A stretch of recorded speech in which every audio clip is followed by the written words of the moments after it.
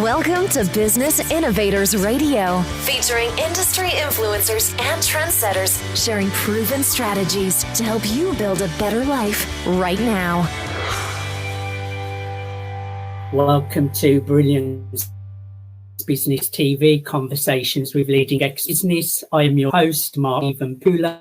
We have an incredible guest on the show today, Dr. Annette Greenwood, a really, really good friend of mine. We have known each other a fairly long time now, so I'm really looking forward to a conversation with Annette, and she has got the most inspiring story that can really, really help people move forward through testing times.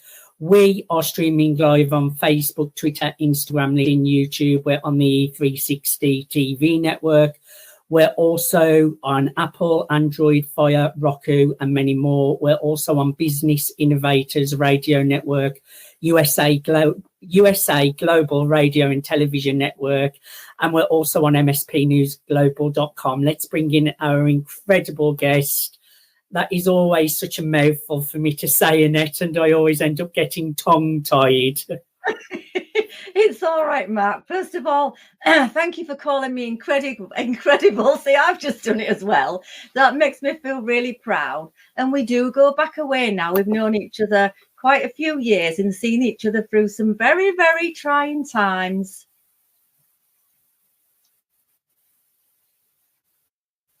So I'm really looking forward to learning more about your story, inspiring people. So let's get started, Annette. As a life coach, it could be said you live a charmed life. How do you speak to that observation? Well, first of all, I'd like to say that's quite a myth. And I have heard that a few times, well, you must lead a charmed life. You're a life coach. Nothing will ever go wrong. And that's just not true at all.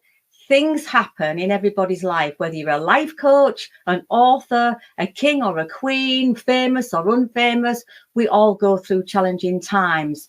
And what I would say is, not just so recent, but a few months ago, 12 months ago, in fact, my husband, who was ill, he passed away.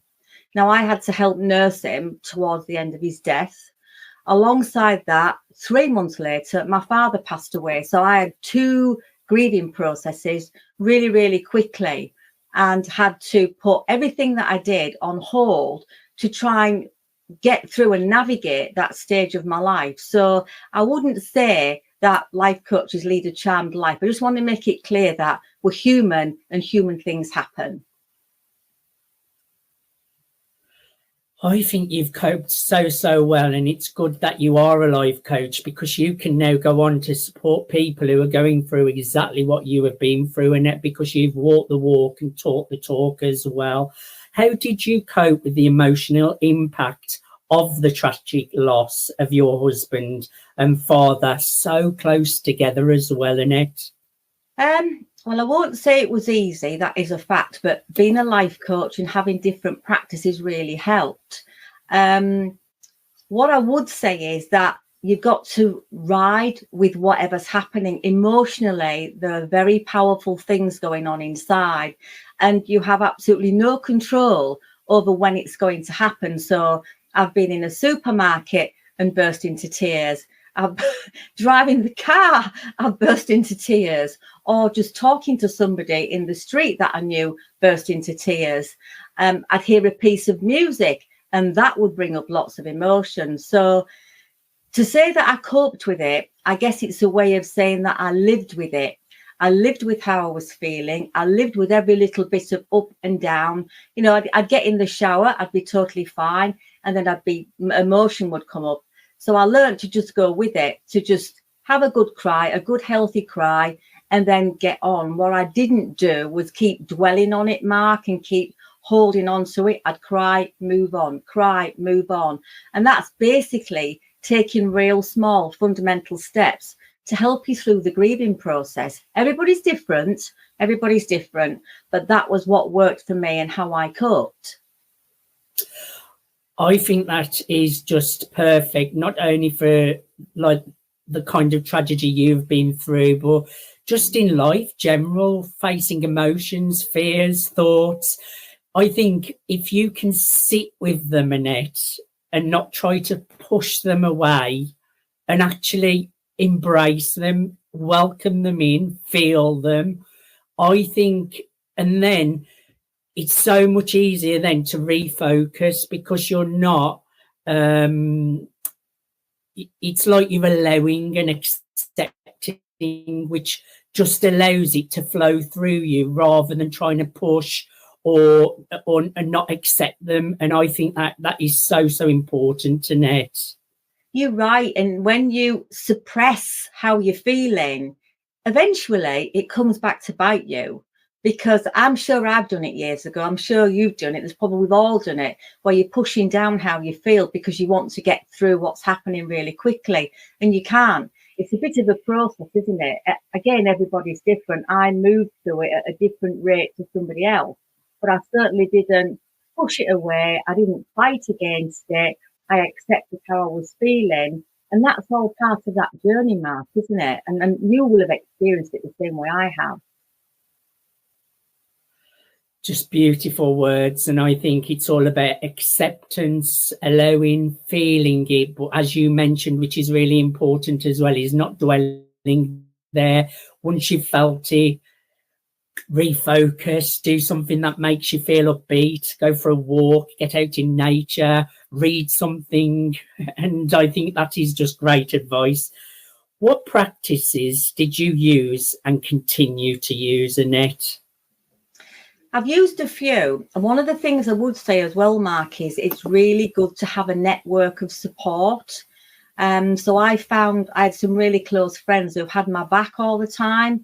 And so you can reach out to your friends. They would text me every day or ring me and make sure I was meeting them for a coffee in case I was on my own all the time. But I wasn't, and I was grateful of that.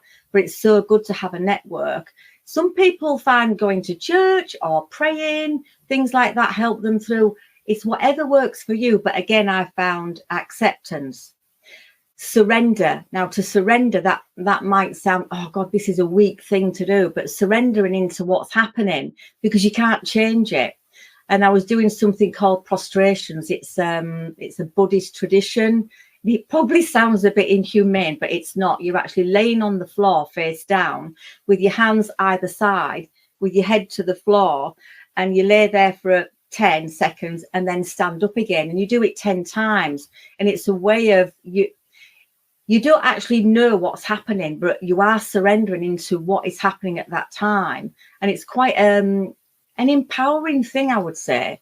So that's one of the things I use. I don't expect everybody to do that because not everybody practices the same way I do. But meditation, forgiveness. So forgiveness of my husband, forgiveness of the things I wasn't told, forgiveness of the hospital and how things were managed and handled.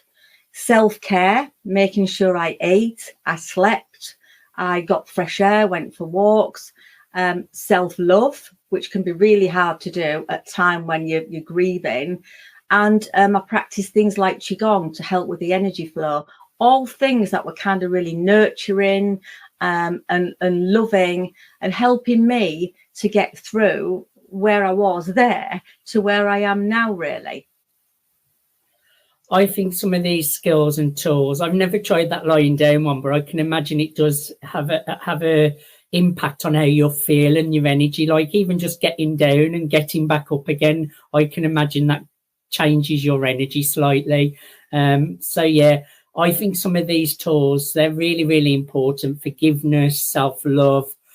And sometimes you have to forgive because you don't want to hold on to grievances. It's better to forgive and give love. And I think that's a much better energy. So I really, really admire the way you cope with it, the way you got through it. And I know if there's people out there struggling with similar things, you could always reach out to Annette. She would be there to guide you, and you don't have to do her tours. I'm sure she's got many different ways of supporting you through that process.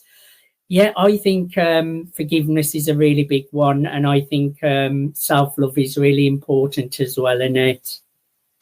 And you know something, Mark? I mean, I won't go into detail here, I won't, because it's all personal things. But some of the things that I was told that weren't true and the things that I found out, I could have hung on to those, and I could have still been sat here over 14 months later in a bitter way about things and not living my life to the full. But I didn't do that. And through all the practices that I did, and through forgiveness and all those other things, I came to a place of compassion for my husband, compassion for how he must have been feeling, compassion for the life he was living that, partially caused his death. And that is quite an empowering place to be. Again, it might sound weak to people, because there's this thing around, we've got to get our own back. We've got to do this. We've got to do that because this happened. No, because the only person it's hurting is you. And I don't want to stay in a place like that. I want to move on. Yeah. So true. Yeah, it's similar. I had two swans that I used to feed in the park. They'd been together 22 years, and some people come and shot the two swans. The female had got 6 pellets in her neck and survived, but her male partner, he was dead in the pond for a couple of days, and she was mourning, and eventually they rescued her. It broke my heart because I'd been going to feed them. They fed out my hand, come and sit by me. They'd been together for 22 years. And that really, really, really affected me. And I could have so hanged on to really bitterness for these people that had done it. But for myself, I thought, I'm going to give this forgiveness, that whoever has done this, they must be so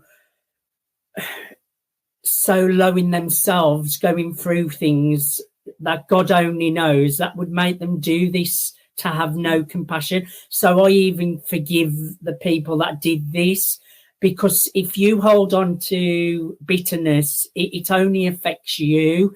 So I got compassion for the people who even did it, not to perceive them in a negative way, because it only affects you, doesn't it, Annette?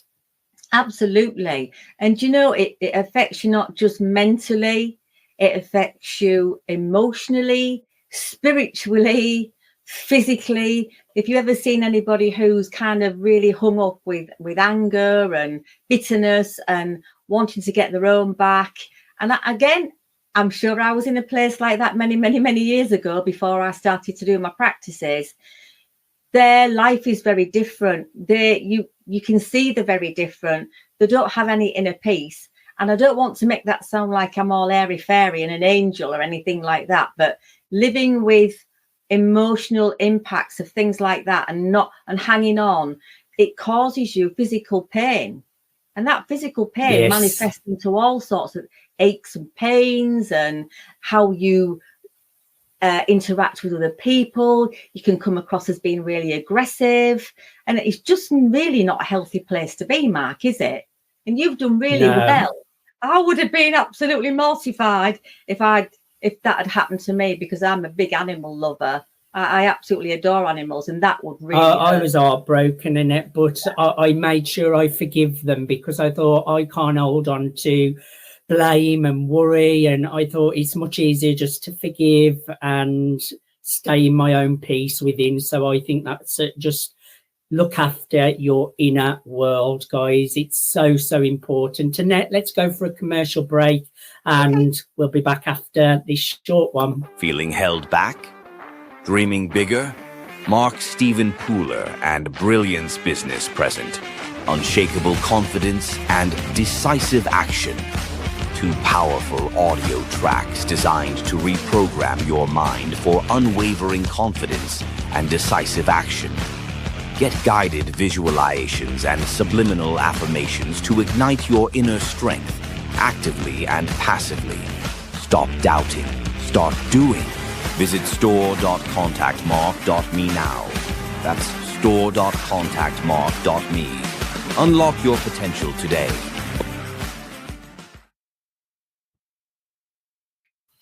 So let's get carrying on with our beautiful conversation, Annette. Life losses affect us all, whether that's family, job, relationships, or something else significant. How can we navigate these times? I would say do what feels right for you. Cry, but don't be overtaken by emotions. So the key there is to not let the emotions rule you. In other words, where you are spending half of your day crying and not getting anything else done. So again, that was a place I was in many, many years ago when I had depression. You are constantly in a dark mood, aren't you? You're crying, everything's bad, everything's dark. And it feels quite harsh, but you've got to have a little bit of discipline with it. So what I found really helpful was I kept to a timetable. So rather than let the emotion overtake me and rule what I was doing, I was much more in control of what I was doing. So again, I don't want to make that sound like I'm being really hard on myself, but I was sticking to a timetable. I was getting up at 6 a.m. I was going to bed at 10 a.m. to make sure I was getting sleep. I was eating during the day. I was going for a walk. And by sticking to a timetable and getting up, I found that the emotions weren't telling me what to do and living for me. I was getting up. I was getting on with my life. I was being kind to myself. And I was trusting that in this process, things would change. And every day, as things started to go on, I noticed that I would cry a little bit less. Now, this is the same kind of thing, whether you've had a job loss, a relationship breakdown, you still get all these emotions, all these things that are happening, and you still may have to go to work. You might have children if you're a single parent. You've still got to get up every day and function and get on. And it's one of the things that can happen is you tend to end up going to bed and staying there, pulling the cover over your head and just trying to forget about it. And unfortunately, it doesn't work like that. You've still got to be able to function. And if you have got children, or even if you haven't got children, have been in this place where you don't want to get up, you stay in bed, you don't get showered properly, you're getting showered in the middle of the afternoon, you're eating at 11 o'clock at night, and it's just really bad for your body. So coming back to setting yourself a timetable. Nobody else is telling you what time you should get up, but get up, stay up, get your shower, have your breakfast, go for your walk, do all the fundamental things that you would have to do. And you will find as time goes on, it's becoming easier again. It's not as hard. When things like this first happen, it's hard just to open your eyes on a morning, Mark, isn't it? Whereas if you can stick to a timetable that will help you through your day, it helps you get through each day, one day at a time. And that's enough. And that's enough to get you through one day at a time, 1 minute at a time sometimes. 1 minute is enough. Small progress every day, consistent, having that timetable, getting yourself up. And it gives you something also to look forward to, doing a little meditation or going for a walk. And it's just seeing those little blessings, even in the darkness as well. So I think you've got so much wisdom, Annette. And tell us how you've bounced now in your career. So the whole of 2024, I mean, I was still working in some of my other work, but I put everything else to one side after both the deaths, having to work through everything that I worked through. And I found that all the passions that I had were just not there at that time. And I was having coaching myself, and I remember saying, gosh, my passions, they don't seem to be there. And he's a very wise coach. And he said, Annette, just allow things to happen and things will start to come back. Don't try to force it. Don't try to push it.